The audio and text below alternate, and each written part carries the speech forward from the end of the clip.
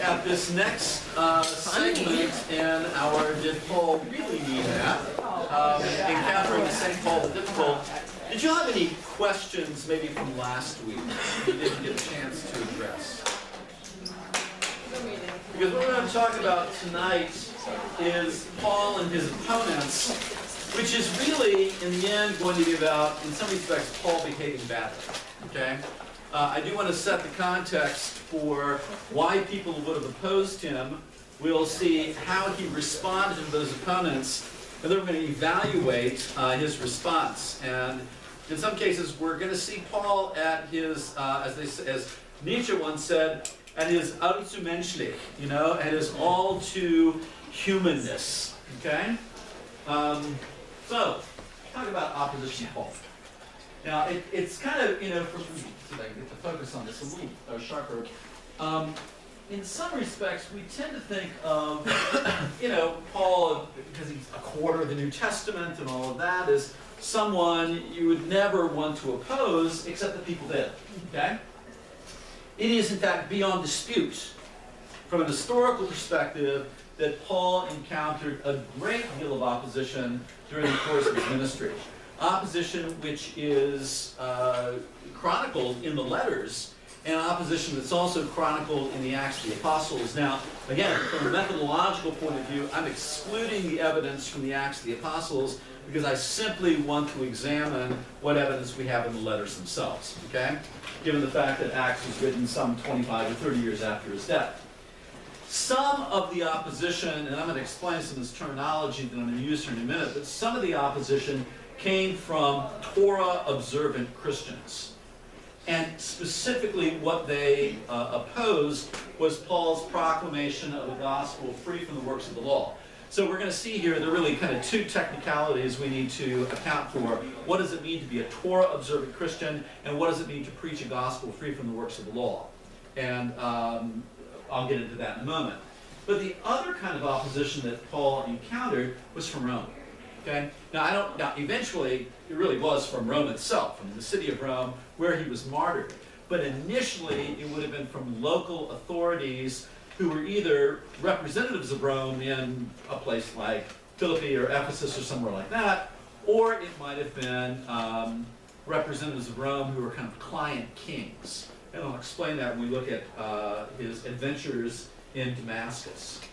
So, he's getting opposition, from a couple of different quarters, but primarily it's from these Torah-observant Christians and from Rome itself. Now, let's talk about what it means to be a Torah-observant Christian. Traditionally, and frankly, this language of Judaizer comes from Galatians itself, from the letter of Galatians, where in that confrontation there at Antioch with Cephas, with Peter, he ends up saying, if you, though a Jew, live like a Gentile, how can you insist that these Gentiles be Judaized? Okay? And that's the word in Greek.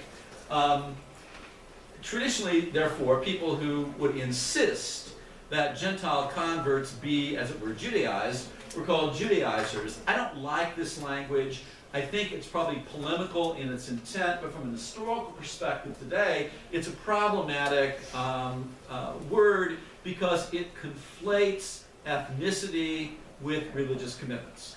Okay? Interestingly, even in Greek in the first century, it becomes a real problem when you read the Gospel of John. Judaioi is an ambiguous term. Judaioi is the Greek word for Jew. And it can be translated either Jew in the sense of somebody who believes in the one God, etc., or it can mean someone who lives in Judea. Okay? Because there it's got a geographic term.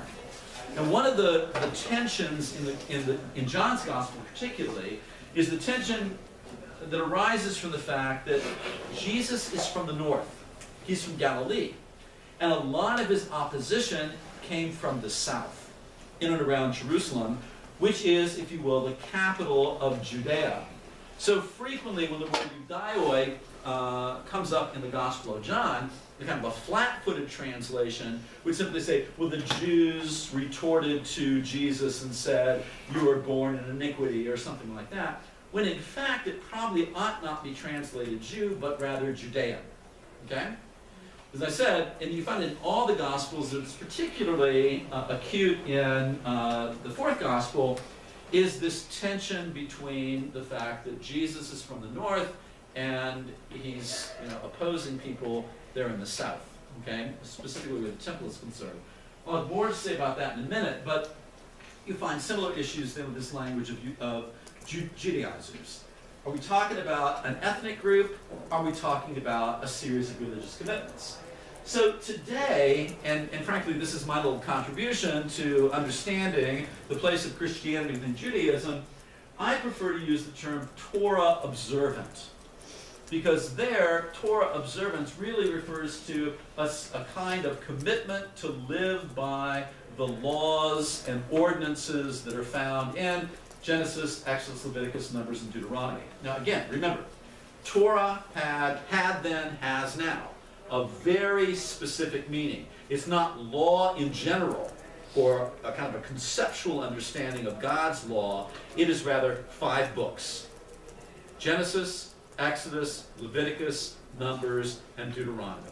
The first 5 books of what today we call the Old Testament. But you go into any synagogue even today, and you say, we're going to read Torah. They say to you, we're going to read Torah. They're going to read a passage from either Genesis or Exodus or Leviticus or Numbers or Deuteronomy. It's very important we learn that. Torah is one of 3 important divisions of what we would today call the Hebrew Scriptures. There's Torah, there is Nevi'im, the prophets, which would be either those works that are ascribed to prophets, the book of the prophet Amos, the book of the prophet Isaiah, the book of the prophet Jeremiah, or those books that tell us the adventures of prophets. So 1 Samuel, because Nathan appears there. 1 and 2 Kings, because Elijah and Elisha appear there. So, some of those things that we today would probably call historical books, the ancients would have called Nevi'im because it tells the stories of prophets. Okay? Then the third category is Ketubim, which literally in Hebrew means that which is written. And one way to define the Ketubim is anything that's not Torah, anything that's not Nevi'im. Okay? Anything that's not the law, not the prophets, but the Ketubim, the writings, okay? That's what the Ketubim could be translated as also, includes some of the best known and most beloved passages from the Scriptures, like the Psalms, like the Proverbs, other instances of wisdom literature, Job, and so forth and so on. Okay? So we talk typically today, and even in Jesus' day, they would have talked about the law, the prophets, and the writings. You go to a synagogue today, they'll talk about Tanakh. And Tanakh is an acronym for Torah, that's the Ta part, Nevi'im, that's the N part, and Ketubim, that's the K part. Okay? So Tanakh. All right? That makes sense, everybody? Yeah. Could you explain what the Mishnah and the Gemara is? Those are works of rabbis written much, much later than the Scriptures themselves, probably between the 6th and the 10th centuries of the Common Era. Together, Mishnah and Gemara constitute Talmud. Okay? And so it's really a 2-volume work, right? Talmud is a 2-volume work. The first one is the Mishnah, the second one is the Gemara, okay, or the completion as it's called. All right? And Rabbinic Judaism is really fascinating, but way beyond the scope of our efforts in talking about Paul. Okay? Now, so I like to use the language of Torah observant, right? And we'll talk about what that means here in a minute, but the other context that we need to consider is Judaism and Christianity and the kind of complicated relationship that began to form mostly after the death of Jesus.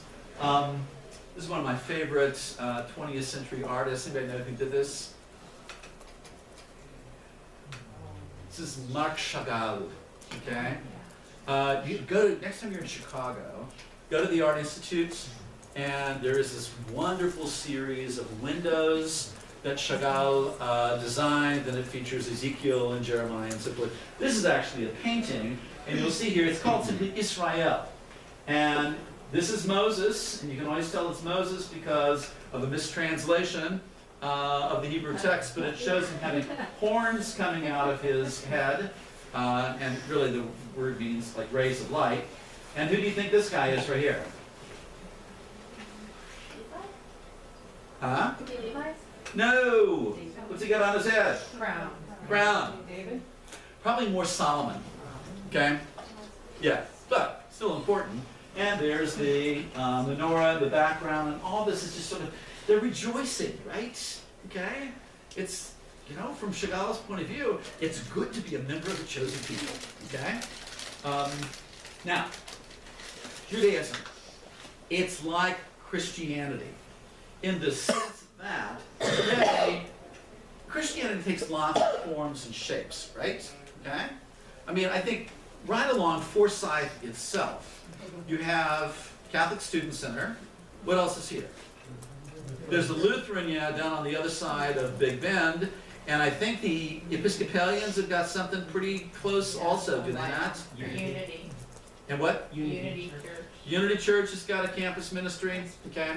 Now, frankly, you go to the Episcopal Church, and for that matter, the Lutheran campus ministry, and what would happen there would look a lot like what happens here, is my guess, even liturgically. Do the Greek Orthodox have a ministry to WashU students? I'm a little surprised, actually, because I would think there would be a fair amount of young Orthodox students here. What other campus ministries are there that surround the college? You all know? Of course, you come here. What do you care about these other places? Well, Hillel is down the street, but that's for Jew. I'm thinking about Christianity. Presbyterian Church. Presbyterian Church has got something going. Okay. Harambe, which is like evangelical. Harambe is evangelical. Okay. And here's the deal: you go to those places, and liturgically, they're going to look very different. The Catholics, the Lutherans, and the Episcopalians, it's all going to look pretty much the same. But the others, it's going to look very, very different, and yet they all call themselves Christian, right?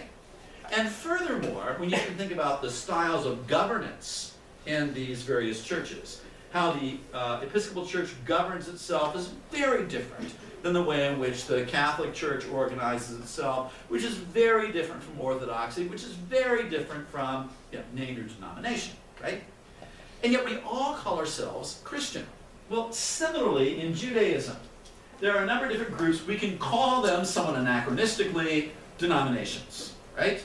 And that way you know that they've got something that they would recognize in common, but they've also got a number of differences that distinguish them from one another. And we know what some of the Pharisees we are familiar with from the Gospels, as the Sadducees also make an appearance in the Gospels. The Zealots don't, but we know about them from Josephus, who's an historian of the first century. These are people that really resented the Roman occupation of the land and advocated really military resistance against them. The Essenes. We know about them because of a remarkable archaeological find out in the Judean desert, more or less between Jerusalem and the Dead Sea, that today we call Qumran. And it was this community. Initially, we thought it was a kind of a Jewish monastic community, and then when people began to, you know, sort of explore the site more thoroughly, we found the graves of women and children. So it's very clear these were not Jewish monks, you know, because that's how they were imagined, at least initially. But it was whole families. But it was sectarian and had withdrawn, so to speak, from mainstream life in Jerusalem and sort of set up a separate community. Again, not unlike, for instance, some Christian sects have done in the United States, like the Amish or the Mennonites or something like that. Sort of, you know, I mean, literally sectarian. You withdraw from, you know, interchange with a larger culture. The Therapeutai, we know mostly, again, from Josephus, they seem to be a group of people living primarily in the diaspora up there in, or over in Egypt, okay? Now, therapeutai, in Greek, anybody know what that word might mean? What does it look like in English? Therapeutic, therefore, what do you think the therapeutai are all about? Yeah, healing in some fashion, but they believed in Yahweh, and yet they organized themselves almost, we think, as a kind of a therapeutic, literally a therapeutic community. Yeah. Was John the Baptist an Essene? There's lots of speculation about that because he's out in the desert and the Essenes are out in the desert and, all of that. The desert's a really big place though. Okay? Just because he's out there and they're out there doesn't necessarily mean they are, kindred spirits.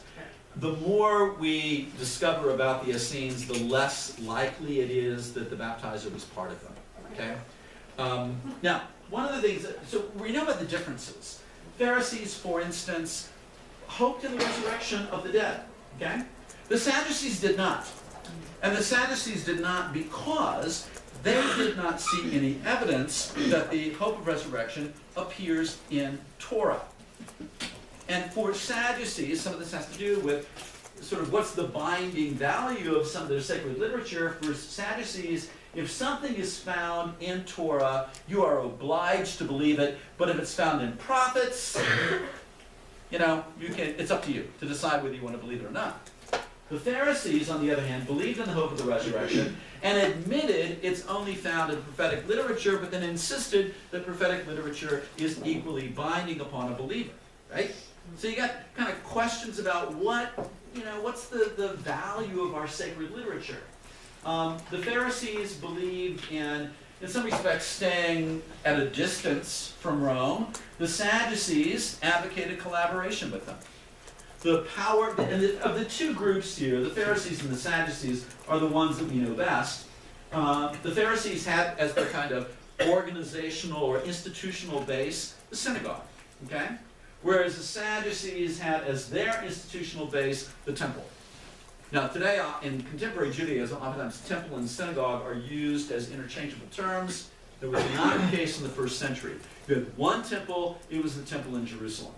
You had many synagogues, okay? There could be as many synagogues as there were villages. And in some cases, if the village is large enough, it might have 2 synagogues or even 3, okay? Some Christians thought of themselves as a kind of denomination of Judaism. Now, I think from one point of view, you can see why they might. Jesus was Jewish, Peter was Jewish, Mary was Jewish. I mean, everybody you know from the New Testament was born a Jew. Okay? Jesus was Torah observant even. So it kind of makes sense that they might consider themselves, if you will, a kind of reform branch of Judaism. Because this hope of a Messiah, this hope of resurrection, all of that is found particularly in the prophetic literature. Interestingly, early Christians and early Pharisees had a great deal in common. The only difference between a Christian living in Judea and a Pharisee living in Judea is the Christian would have insisted, yes, and we have evidence of the hope of resurrection insofar as God has raised Jesus from the dead. Okay? And while we tend to think of the Pharisees as kind of antagonists where Jesus is concerned, that also may be a matter of tone in the Gospels.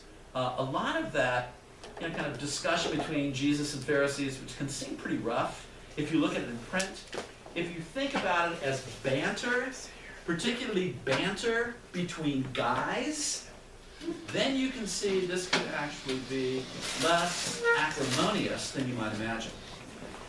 Let me finish my thought here, okay? But think about, especially you guys, think about the kind of banter you have with one another, particularly when you're trash talking at sports, right? Do we have any athletes here in the room? What's your sport? Rugby. Rugby. Do you trash talk your opponents? A little bit. I think we have a little understatement there. Are you an athlete? No? Okay. Troy's an athlete. You were at one point what was that Frisbee game called? Ultimate Frisbee, yeah. We actually, I think, when he was a grad student at Aquinas, didn't we fund you on something? Weren't you a member of our like Ultimate Frisbee team or something? Because obviously Aquinas Institute did not have their own collegiate Ultimate Frisbee team, I petitioned the national organization to be able to play for St. Louis University's collegiate Ultimate Frisbee team.